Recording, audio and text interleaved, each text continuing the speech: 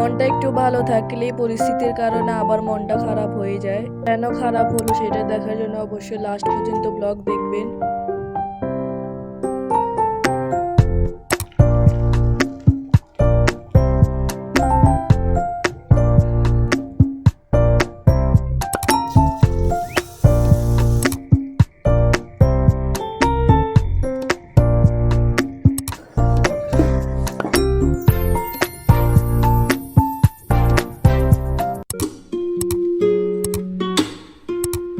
আসসালামু আলাইকুম, কেমন আছেন সবাই? সকালে ব্লগটা শুরু করলাম।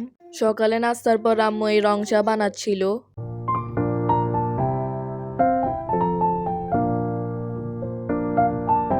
তো রং চা খাওয়ার পর আম্মু আমার বোনকে একটু সময় দিল, তারপর রান্না বান্না চলে আসলো।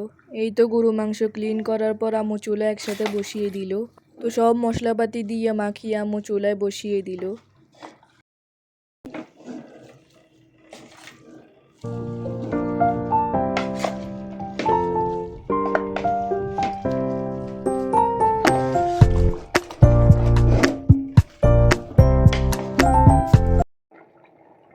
দেখতেই পাচ্ছেন মশলা মাখানোর পর দারুণ একটা কালার এসেছে।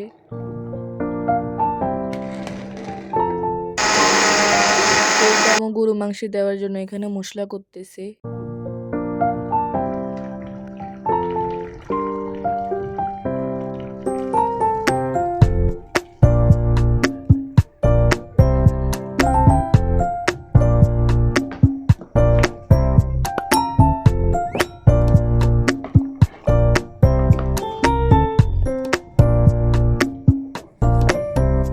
তো আজকে আম্মু গরু মাংস দিয়ে তেহারি করবে, ওই জন্য চিনি গুঁড়া চাল ক্লিন করে নিচ্ছে।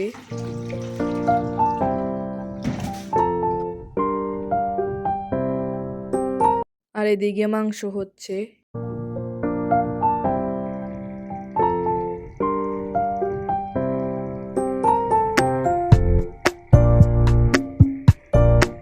এই তো গরু মাংস হওয়ার পর আম্মু অর্ধেক মাংস আরেকটা পাতিলে নিয়ে নিল, আর বাকি মাংসগুলা দিয়ে তেহারি করবে।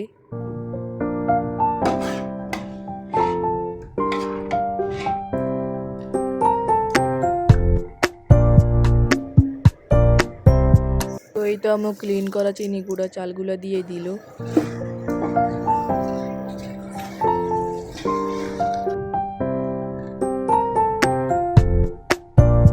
তারপর আর ভিডিও করি না, একদম হওয়ার পর আপনাদেরকে দেখাচ্ছি। কেউ যদি স্টেপ বাই স্টেপ গাইড চান তাহলে অবশ্যই কমেন্টে বলবেন।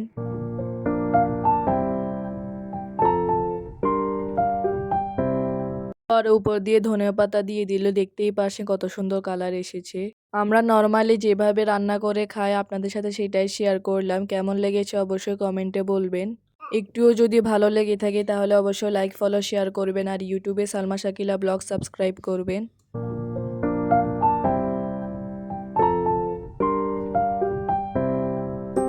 এই তো তেহারির সাথে গরু গোস্ত আর সাথে অমলেট আর কাঁচামরিচ খেলাম।